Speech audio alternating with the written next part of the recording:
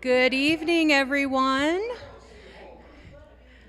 We would like to welcome you to Jerome First Presbyterian Church this evening to hear Sam Rotman play. We're very excited. He does a great show. If you would please, everyone take your phones out and then either turn them off or turn them all the way down. We would appreciate that.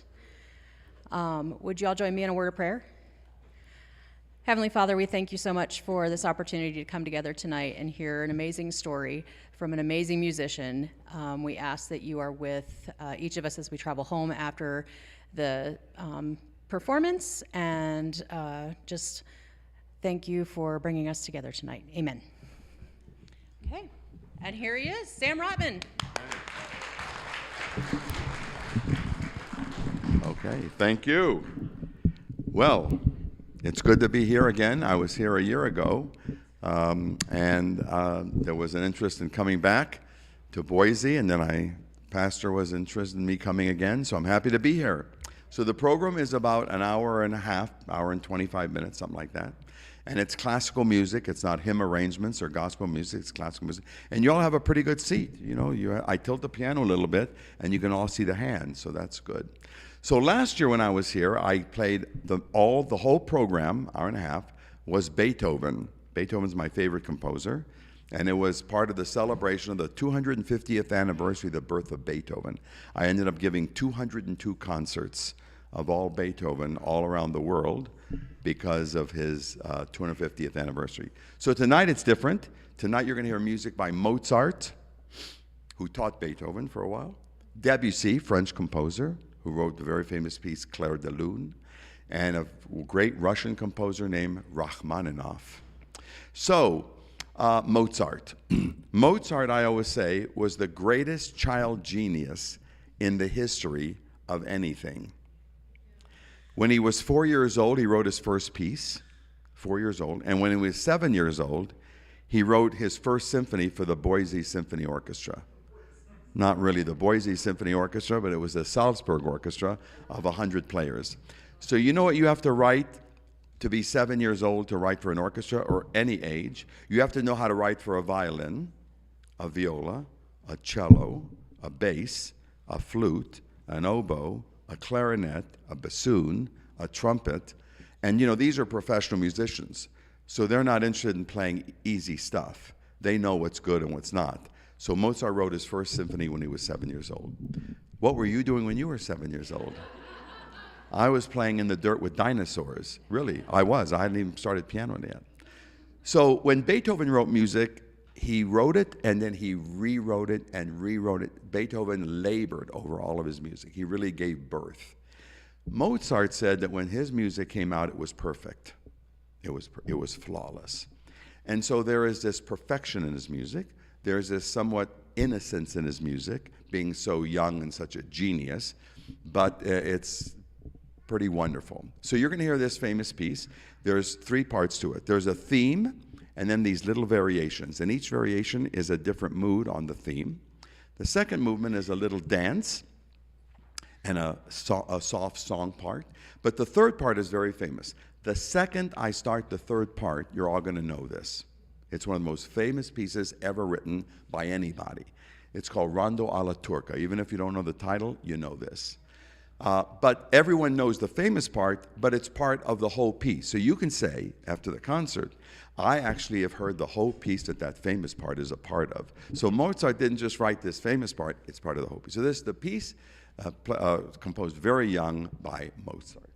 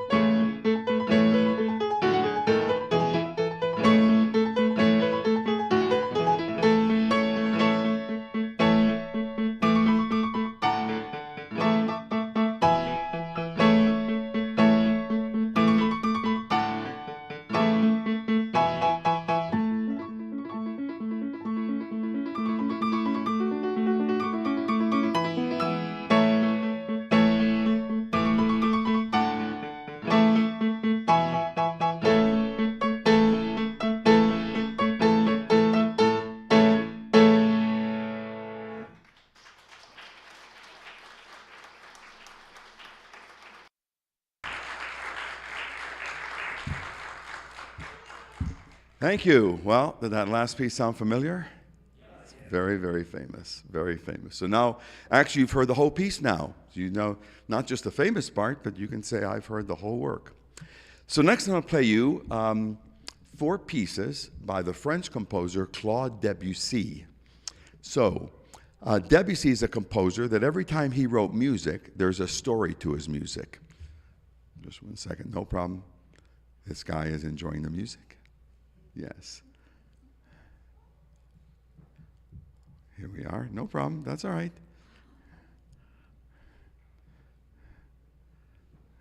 Good. No problem. That's good.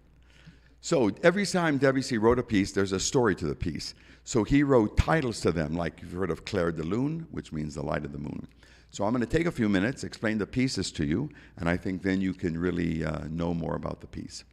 So the first piece is unusual because it's not in French. Almost all of his titles are in French. This is in Spanish, and it's called La Puerta del Vino. La Puerta del Vino. So puerta is a door, and vino is wine. So the door of wine. So it's actually translated the wine gate. If you go to southern Spain, there's a very famous city in Spain called Granada. And in Granada, there's a very famous palace called the Alhambra. And one of the entrances to the Alhambra Palace is this gate called La Puerta del Vino. So there's many entrances to the palace. I've been there. I've seen it. It's magnificent. It's a gigantic gate, all carvings on it, and stone that holds up the gate with carvings on that. I mean, it's a work of art. And so it's called that because once a year in October, they have the procession of thanksgiving to God for the harvest of grapes. And so they bring in the grapes. They're going to make it into wine. They open up the Puerta del Vino, the gate of wine, and they close it, this procession, and it's never opened until next year when they have the next procession. So Debussy, the French composer, had a friend who went to southern Spain for vacation. And he sent him a postcard. Now, southern Spain, if you've been there, is very dry and very sunny. And so he wrote him a postcard in 1905. I've seen the actual original postcard. And in French, it tells them, you know, Claude, wish you were here, beautiful place, very sunny. And on the cover of the postcard is a black and white photograph of this gate. So it's a tourist card. You buy it for a cent in 1905 probably. And he mailed it to him. And when Debussy saw this black and white photograph, he was so moved from the photograph, from the postcard, he put it on the piano and he composed this piece right on the spot. Now, you know, I get postcards of Hawaii, and it doesn't do that to me. Debussy gets a postcard of a door, and he writes a piece. So Debussy didn't know at all about the background of the door, not at all. So he imagines 3 things in this piece. It's very Spanish rhythms. You'll hear this bum, bum, bum, bum, bum, bum, bum, bum. You'll hear a man singing, and you'll hear a man playing a guitar, sometimes very quickly, brum, sometimes very slowly, brum, very delicate. The second piece is called Ondine. So Ondine is the fairy of water, and this is where Walt Disney got the story called The Little Mermaid. You know The Little Mermaid, about this fairy that lives in the water? And so this is what Ondine is. So Ondine, in French folklore, she plays in the water. You'll hear a lot of playfulness in the piece. And there's a lot of water sounds in the piece. So there's a lot of the sounds of water and then this playfulness. And at the end of the piece, you'll hear a jet d'eau, and a jet d'eau is a fountain of water. And if you close your eyes, you'll feel the water spraying on your face. If you don't feel the water spraying on your face, you'll feel my sweat on your face. So, you know, it's just the story of this wonderful little fairy who plays and lives in the water. There's nothing about wanting to be a human or falling in love, none of that. That's all Walt Disney. The next piece is called Bruyère. Bruyère is the French word for heather. Heather is a low-growing shrub that grows a lot in Scotland. I've been to Scotland, and actually in my piano room, I have a 10-year-old piece of heather. It barely has a few little flakes on it, but it reminds me of this piece from the real heather. So Debussy went to an art exhibit in Paris of Scottish and English painters, and he saw all this beautiful heather. It's purple, and it's miles of it. And Debussy imagines how beautiful it is. It's very atmospheric, very delicate. It changes sounds and harmonies because he imagines the wind kind of wafting. It's not a tree, it's a shrub. And at the very end of the piece, you'll hear the echo of the heather, like the heather in the glen. The last piece is about a man named General Levine, Edward Levine, who was purported to be the world's greatest juggler. He performed in Paris in 1907. Debussy saw him perform and wrote this piece. So it starts off with a trumpet call. Pa-pa-pa-pam, pa-pa-pa-pam, pa-pa-pa-pam. Then this man comes out, and he juggles juggling, and he throws a pin way up in the air, and the French audience gasps. And he writes in a mistake. It sounds like a sour note, and right as the pin's going to hit the ground, he grabbed it because he was the world's greatest juggler. Very comical piece, very amusing piece. There's some jazz in this piece because when Edward Levine came to France to perform, he brought a jazz band from New Orleans. And so there's this jazz atmosphere in it. Debussy wrote in his diary, "The French audience roared with laughter at the antics of Mr. Levine, but were in awe of him as he surely is the world's greatest juggler." So 4 pieces. The first notes you'll note immediately. The first is the Spanish piece, the guitar. The second piece is the water, droplets of sound. Debussy said, by droplets of sound, he creates an image. The heather, very delicate. You almost smell the heather. And then the juggler with the trumpet call and juggling. The 4 pieces by Debussy.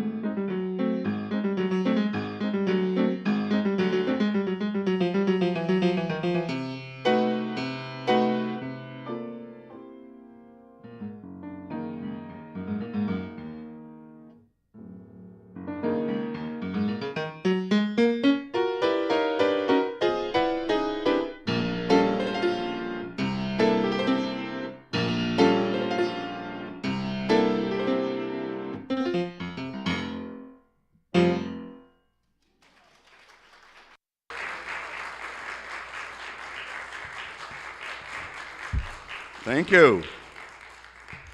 Could you follow them okay? Yeah, very wonderful pieces. He wrote hundreds of pieces like this. I have a recording of 16 of them. Next, I'm going to play you some music that was written at the same time by a composer named Rachmaninoff. So Rachmaninoff was one of the greatest pianists of the piano. Two things about his music. The first thing is that his music is very melancholy. He had a lot of personal tragedies, and he struggled for decades with severe depression. He gave up composing, and then he went back to composing after he got some help, professional help, and he became one of the greatest composers of the 20th century. He also had the biggest hands that ever played the piano. Now, I have a big hand. Now, you really need to have only a span of 8 keys, which is called an octave, so that's an octave. But as you can see, my hand can get much, much bigger, and I can play not 8 notes, but 12 notes, 11 notes, almost 12 notes, which is pretty big. But Rachmaninoff could play 15 notes. That's one hand. That's not a hand, that's a paw. So he could cover a third of the piano, because the piano is 88 keys. He could play 30 keys. He only had 10 fingers, so he's not playing all 30 keys. So he gets sounds out of the piano that nobody ever could get out of the piano. I mean, as a pianist and as a composer. He makes the piano have certain overtones and resonances that no other person could have done, mainly because of his command of the keyboard. So I'm going to play you 4 pieces. The first piece is typical of his music, sad, has a lot of brilliance to it, but the thing that's amazing about the piece is that he uses 84 of the 88 keys. He uses almost the whole keyboard. The second piece is a Russian march, and at the end of the second piece, you'll all speak Russian fluently. Здравствуйте, спасибо, очень хорошо. No. But it's a Russian march. The third piece, to me, is one of the most beautiful pieces I ever wrote. I call it excruciatingly beautiful. You understand? It's painful. It's excruciating, but it's beautiful. The piece is about 4 minutes long, and I wish I could take 25 minutes to play it. I'd encourage you to listen to it with your eyes closed. And the last piece is a piece that he said was one of his favorite, the Prelude in B minor. A sad piece, but he uses all 10 fingers. I mean, here he's really being bombastic and using the entire keyboard. So these are the 4 pieces. There's no imagery of it. Debussy said that by droplets of sound, he creates a mood. And Rachmaninoff said by waves of emotion, he creates music. So they're both imagery of water, droplets, and waves. And so, and the other thing I found out, because I do a lot of research on the pieces I play. If I can find out what Beethoven had for lunch, the day he wrote a piece, I want to know what he had for lunch. But Rachmaninoff and Debussy were writing the same month, the same year, these pieces I played for you. One is in Moscow writing, one is in Paris writing, and such opposite communications, and yet they were doing it at the same time. 1905, 1906, 1907. In fact, on one of the pieces, I found out they were both composing it in the same month, the same year. So the 4 pieces, Rachmaninoff.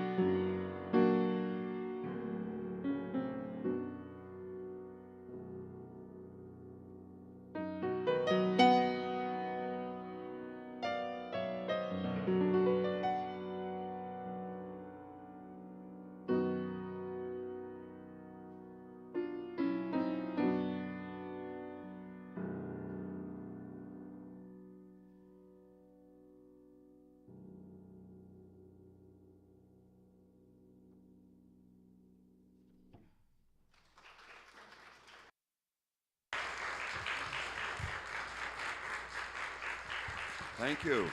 Thank you. Thank you. Well, I've heard a lot of music. Before I play the last couple of pieces, as I was here when I was here last year, I'd like to take a few minutes and share about myself.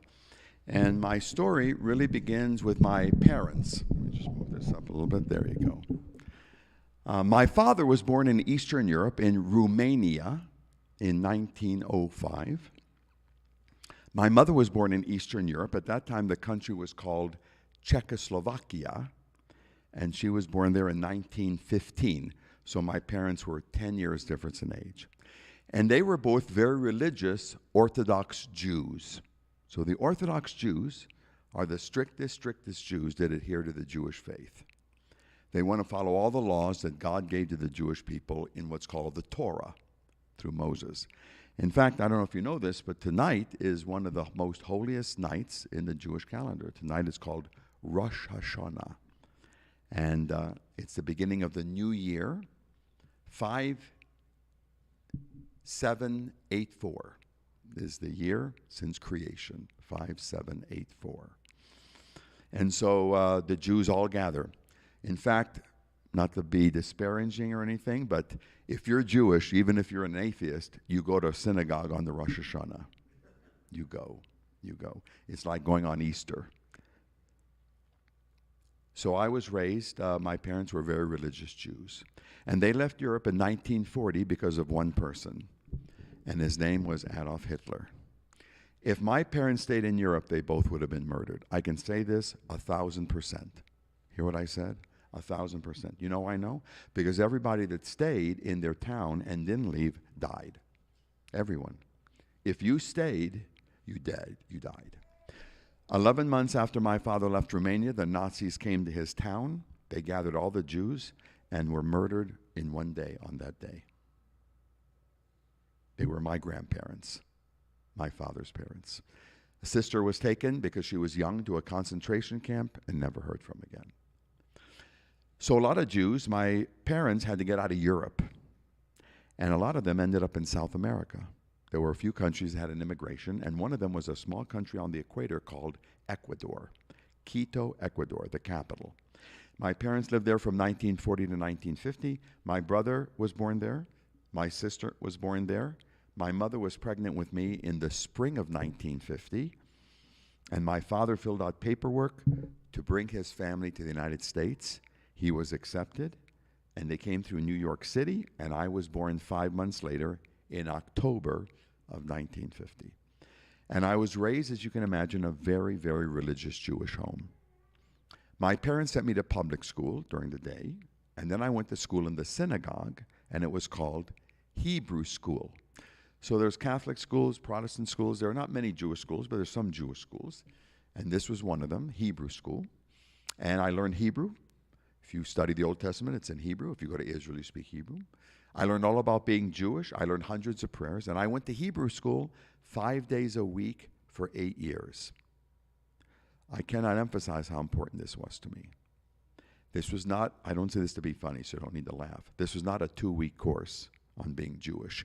It was a commitment for your life. If you started this path, you completed this path. And I did, from 8 to 16. All my friends were Jewish. All my relatives were Jewish. I'd wake up, or I'd go to the synagogue, and these prayers meant a lot to me. And I realized it was easy to be religious. And then an hour later, I was quite different. When I was about 12 years old, something happened that I'll always remember, and that is I began to develop a very foul mouth. I could, sounds funny, but it's not funny at the time. I could lie to my parents. I could lie to my teachers. I could curse very easily, right? I didn't swear God's name, but I could curse. As I said, I was very religious in the synagogue, and these prayers meant a lot to me, and it was easy to be religious. And then when I wasn't in the synagogue, I could be very irreligious. Then when I was 17 years old, I was accepted in a music school in New York City called the Juilliard School. I was there for 5 years and got a bachelor's and a master's in piano. And there I met 3 students. And they said they were born-again Christians. Well, I had no idea what that meant. I never heard that. But let me tell you, there was something different about these students. I saw one of them in the cafeteria having lunch. I saw another one taking a break from practicing, and they were always reading the Bible. I thought, the Bible, this is not a school of religion, it's a school of music. And these were students, music students, and very talented and very highly respected. And whenever they got together, all they did was talk about Jesus. Jesus said this, and Jesus did this, and Jesus, why did Jesus say this? And what did he mean when he said this? They never mentioned church. I had no idea about a church.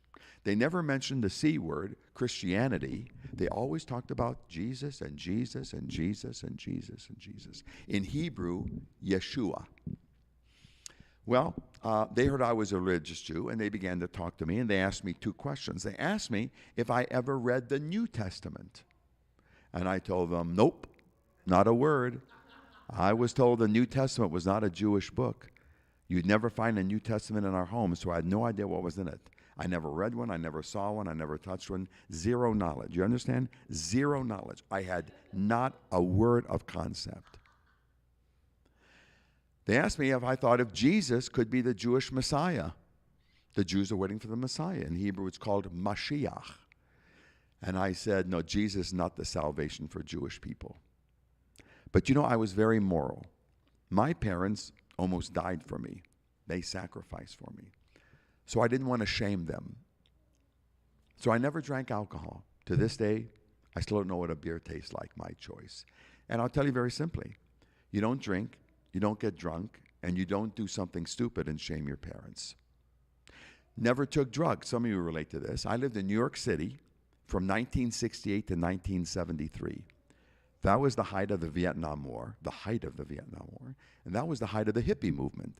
Remember the hippies? All the drugs you want, all the sex you want, maybe you'll find some happiness. Well, I don't know how it turned out for them, but let me tell you, I lived at 71st Street and Broadway, that's known as Uptown, and there were drugs everywhere. There were drugs everywhere. You wanted drugs? Any corner, any place. I never took it.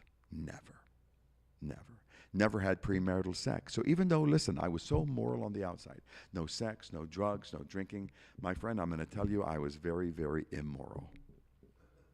Very, very immoral. You know where? Right here. Listen to me. I knew that I was not on the inside the way I could appear on the outside. I could do many, many Jewish things, but it never affected me on the inside. I was very moral, I was very religious, but not changed. I was the same, foul-mouthed, dirty-minded, self-centered, egotistical person at 20, at 18, at 16, at 14. Nothing changed about me except I was older.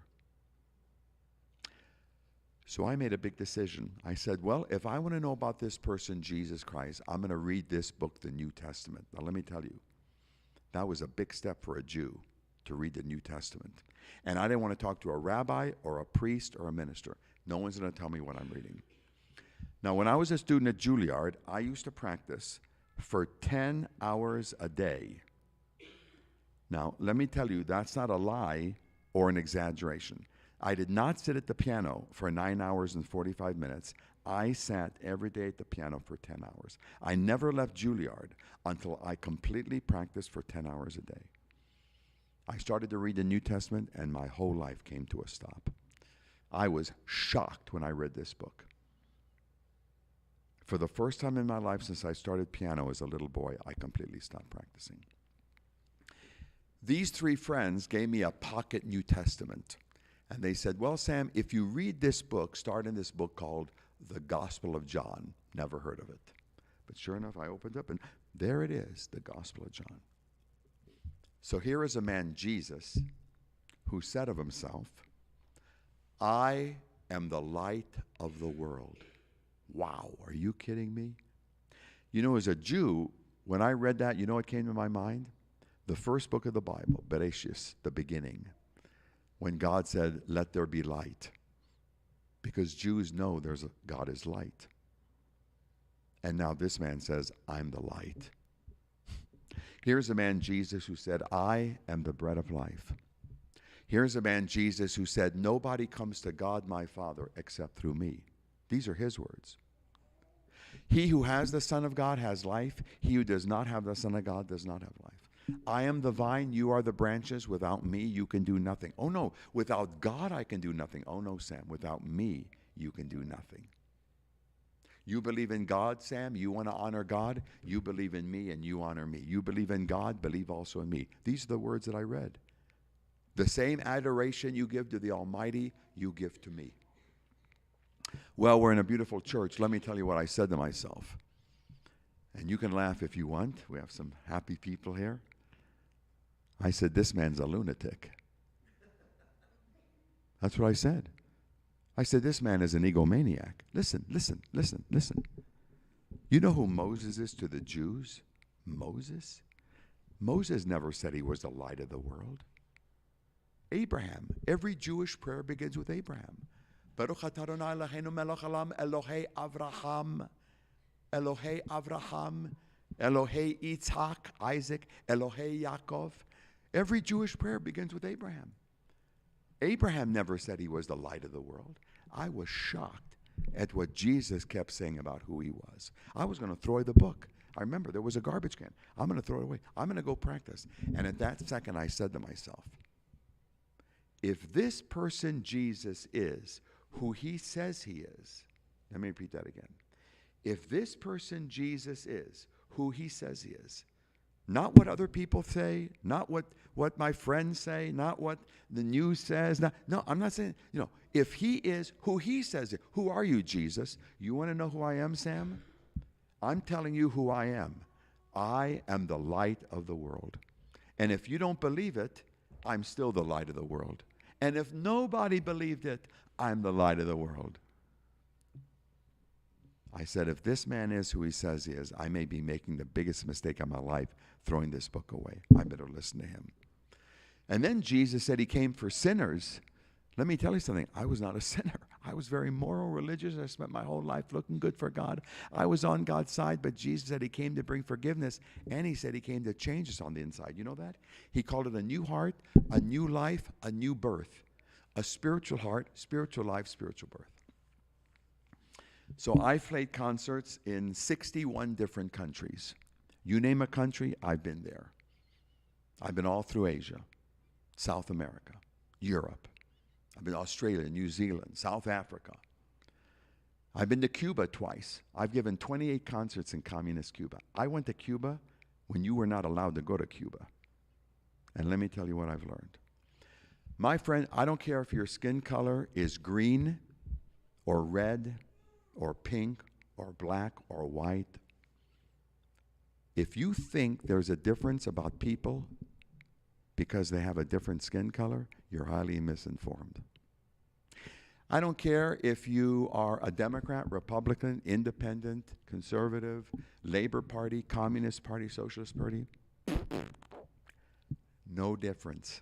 I don't care what language you speak. I don't care what culture you're from, because I'm telling you this reality. This is the reality in the world. The reality in the world is that there are 8 billion people, and every person in this world and every person in this room, we are experts at hiding things. Hiding things. Hiding things. You know what's the first thing man ever did when he disobeyed God? The first thing he did? He hid himself. He hid. He hadn't even uttered a word yet. He hadn't even heard God coming. The first thing he did was to hide. And you know something? Listen, we have figured out 1 billion ways of how to hide things from people and God. You can hide things from your husband, your wife, your friends, a church, but nobody hides anything from this Jesus. In fact, he said that he will disclose what we have done, and he will reveal the motive of our hearts. He will reveal the motive of our hearts. And even though I was so moral and so religious, listen to me carefully, I thought I was clever enough with my tongue and crafty enough with my mind that I thought I could hide things from people and God. And on May 21st, 1971, 52 years ago, for the first time, I acknowledged and prayed to Jesus Christ. And I'm going to tell you what I said. I'm going to tell you what I said. My name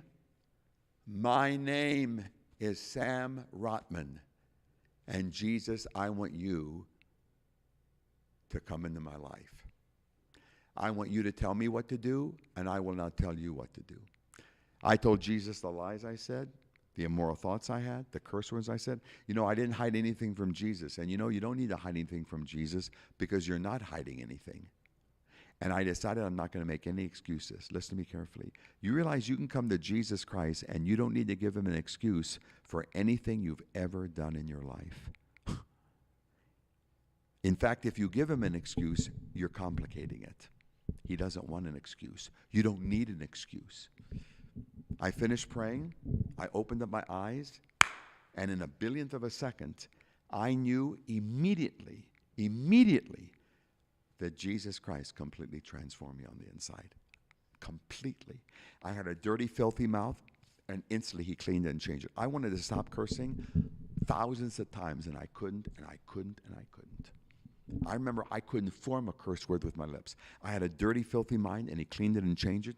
And the next morning, I thanked him, and I couldn't wait to get to Juilliard the next day. And I told every Jewish friend of mine in every practice room that I met the Messiah, Yeshua HaMashiach, Jesus the Christ. And I've been transformed. I've played over 3,300 concerts. That's a lot of concerts. And I can tell you that all of my concerts are nothing. You know how much nothing is? Nothing compared to having Jesus Christ. The greatest thing I ever did in my life, the most important thing I ever did in my life was to give my life to Jesus Christ. Music's not the most important thing in my life. Jesus is, because listen, my friend, only Jesus Christ can transform your heart, period. Your husband can't change you. Your wife can't change you. Your parents can't change you. Your friends can't change you. The church can't change you. The government can't change you. And let me tell you something. You cannot change you. You know who the hardest person to live with is? You, yourself. But this is the miracle in the world. I told you the reality in this world. This is the miracle in the world. The miracle in this world is that Jesus Christ actually transforms a human heart. That's mind-boggling. That is mind-boggling. And he's done it to hundreds and hundreds of millions of people over 2,000 years, and I'm one of them, little me. You know what's the first thing you see when you walk into a synagogue? You'll always see the same thing, the 10 Commandments. You know what's the first thing you'll see when you walk into a church? You know what I call it? Forgiveness. I know it's called a cross. And there's a lot of forgiveness there. And every time, and there's one in the back here. And probably on top of the church. And over there. And every time you see a cross, someone's wearing a cross, you're driving and there's a cross, God's telling you, I have made a way to forgive you.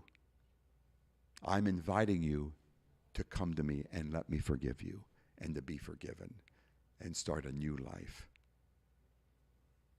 Salvation is not what you will ever do for Jesus Christ. Salvation is everything that Jesus Christ has done for you. And I play the piano for him. He gave me the ears to hear the music, fingers to play the music, mind to learn the music.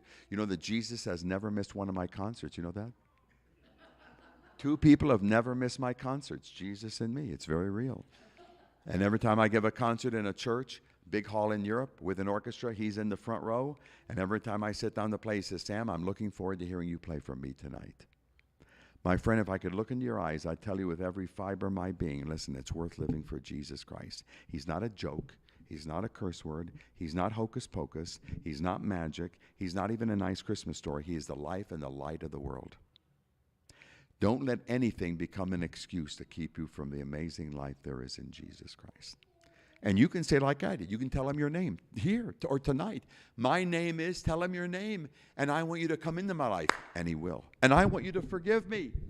And he will. And I want you to be with me and help me and guide me. And he will, and he will, and he will. And you do that, my friend, and you'll experience the salvation of your soul. Music gives me a lot of happiness, but not one note of music will ever change me. I'll play over 40,000 notes tonight. You're hearing a lot of music. 40,000 notes. Not one note will change me. He changed me. Gave me a new life. It's worth living for him. Last pieces. Debussy and Rachmaninoff. This is a very famous piece Debussy wrote called The Sunken Cathedral, based on a poem. You're on the coast of France and it's very foggy. After 30 seconds, you're going to hear 3 soft bells. The water starts moving, the bells get louder, the water moves, the bells get louder, and out of the water comes this gigantic Gothic European cathedral. You know, it took them 200 years to build a church in Europe, so this is pretty incredible. You'll know when it happens. The water starts moving in, and the whole cathedral sinks down into the water. That's why it's called the sunken cathedral. In French, la cathédrale engloutie, engulfed. The fog returns, you hear two soft bells.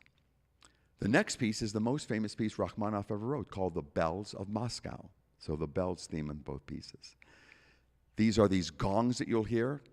It gets very intense, and at the very end, you hear all the bells, as he says, ringing all throughout Mother Russia. The most famous piece he wrote, Rachmaninoff. The two pieces will be done here, right on time.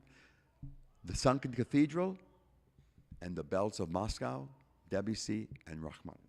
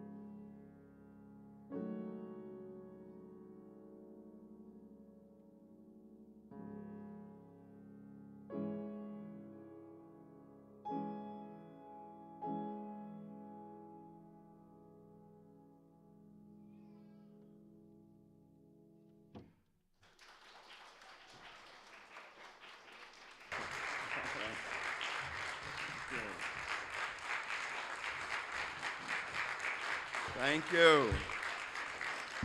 Thank you. Thank you. That's why I love to come to Jerome. No, please be seated. Please be seated just for a moment. Anybody, we have a minute. Anybody have a question like to ask me? My life, my music, my... Yes, ma'am. You have a little hand there. Yes. Wow. You know what happens? I practice 10 hours a day, and I memorize all this music. Look, and I lost all my hair. I put in all those notes, and the hair said there's not room for all those notes and all this hair. So I wish I had half your hair. Can you give me half your hair? You have pretty hair. No, so, well, you know how I memorize it? You practice and practice and practice. Do you take spelling tests in your school, right? Well, how are you going to memorize your spelling tests? You study and study and study and study. Wait, I'm not done. And study and study and study and study. I'm not done yet. And study and... Yes, I just practice. I just practice. Yes. Yeah. What? Oh. Do I have a piano at a hotel? No, I usually practice where I'm playing a concert, like at a church or the hall or something. And I don't take a piano with me. It's a lot of money to move your own piano. No, I have to play on a different piano every night. I'm here. This is the first of 10 concerts I'm giving in Idaho. So every night I have to play on a different piano. Oh, boy. But I'm used to it. Someone else. Yes, ma'am. I know you're over the Old Testament. Did you study Paleo Hebrew? No, biblical Hebrew. No, the original. Oh, yes. Oh, yeah. Yes. Are you Jewish? I'm working on a project that involves... Okay. No. No, just, yeah. The Masoretic text. You know that? The Masoretic text? Those are the modern... With the vowels. with the vowels, yeah. I'm Yeah. interested in the original. Yeah, no. I studied it with the vowels, called the Masoretic text. Right. But if biblical Hebrew, not conversational. I learned conversational Hebrew, but I was mostly studying the biblical Hebrew that was in the Old Testament. Yeah. Good. Yeah, good. We can talk. You know Hebrew? No. I wish I knew more. I'm doing Greek and Hebrew together. Oh, okay. Oh, boy. Good for you. You have all your hair still. I'm losing it. But it's fascinating listening to your story. Yeah, good, yes. Yes, ma'am. Do your hands feel sore at the end of the practice? My mind feels sore, but not my hand. No. My mind gets tired. My mind gets tired. How did your Jewish friends react? Oh, that's a good question. Well, they thought I was a little crazy, but the more question is how my family responded, my parents. So I get asked that all the time. I went and shared with my parents, and I knew it'd be very difficult. My father's parents died because he was Jewish. Now his son believes in this Jesus. So my father asked me to leave the house. Yes, and he said 3 things. He said, "You're no longer my son. I never want to hear from you, and as far as I'm concerned, you're dead." He did. Oh, yes. I mean, I knew it'd be difficult. I did not hear from my parents for a number of years. I got married. My wife's a believer, and they didn't come to the wedding. And we have 3 children, and they saw them maybe 3 times in 25 years. Let me just finish. I wanted my parents to enjoy the grandkids. I was not going to aggravate them. I was not going to bring up anything. No, just it was too difficult for my father. In 1995, my father was 89, almost 90. Remember, he was born in 1905. I wanted to visit him in the hospital, and he refused to see me. He died 4 days later, and he did not want me at the funeral. So I live in Mesa, Arizona, a part of Phoenix, Arizona. My mother lived in Scottsdale. So Scottsdale, Arizona is where 95% of the Jews live. And so 2 things about my mother. My mother loved classical music. I'm in classical music with my mother. And also, all of my mother's family escaped the Holocaust. Her whole family survived, not my father. My mother wanted to reach out to me. It was too difficult for my father. So with the passing of my father, I had a great relationship with my mother. She loved my wife, loved our 3 kids. I would play every 6 months a concert just for my mother. And I began to share with my mother, reading to her, sharing with her about my faith. She always went to synagogue, and I always asked, what did the rabbi talk about? What did the rabbi talk about? And after, this was from 1995, and finally on February the 12th, 2007, 12 years later, my 91-year-old mother came to faith in the person of Jesus Christ, and I'm telling you, she was transformed. 91 years old, my mother came to faith in Jesus Christ, the Messiah. And it was, I can't have no words to tell you. And she is gone now to be with the Lord. And I spoke at her funeral. I said, Mother, you're now in the bosom of Father Abraham. Those are the words of Jesus in the Gospel of Matthew, written to Jews, because to a Jew, being in heaven with God is being in the bosom of Father Abraham. I prayed 36 years for my mother. 36 years. It was worth it. It was worth it. Anyone else? Any question? Well, let me tell you, I have a table in the back, and I have a few items there. One is all Beethoven. I did a lot of Beethoven last year. If you missed it, you can take me home with you. But that's my favorite recording. It was almost nominated for a Grammy in 2004. I heard from the Grammy Association. And it's 5 major works, including the whole Moonlight Sonata. I mean, these are powerful pieces. Then there's a recording of 16 pieces by Debussy. You heard some of them tonight. And the Debussy, it's like droplets of sound. You'll come home and your wife or your friend will be a puddle of water in the living room. I mean, all the stress goes out of you. And then there's a DVD of my whole testimony. It's done by Jews for Jesus. It's everything I shared here. I play on that, but it's mostly talking. It's a documentary. It's what you watch. So there's 2 CDs of music, 1 DVD of my story. And then a number of years ago, I gave concerts in Seattle, and there was a lady there who owns a publishing company, a Christian publishing company. She heard my story, was very loved by it. She loved it. I mean, she liked it.